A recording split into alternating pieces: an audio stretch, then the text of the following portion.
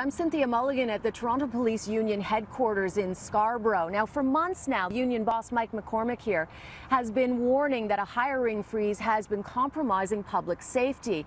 And City News first broke the story last week that there's been an unofficial work to rule, according to the union, slowing down police response times. Well, it seems that union tactic might have worked. That hiring freeze has just been lifted. 80 more officers are going to be hired. A short time ago, I spoke with Mike McCormick about this.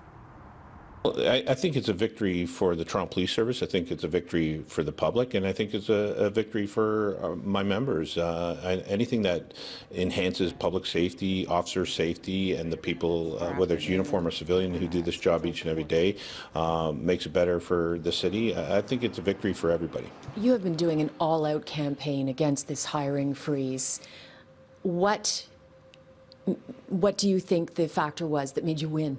Well, I think that the data and the evidence spoke for itself. I mean, when we looked at what was happening, and again, we weren't against modernization or what the policing may look like in 2019, but what we were about is what was that journey going to look like. And when we didn't have what we thought was the right amount of police officers out on the street, the right amount of civilians to back up those police officers, we were very concerned about it. You're going to lift the work to rule?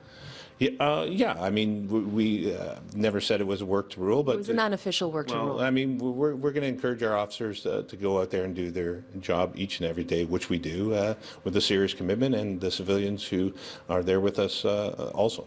Are you going to stop encouraging your officers to take more time between calls? We're always going to encourage our officers to do the job properly and effectively out there, and we'll continue to do that. But you were encouraging them before this Yes. to take their time between calls? Yeah. And you're going to stop that now? Time between calls. We were saying to do the calls effectively. We will always ask our officers to do it effectively.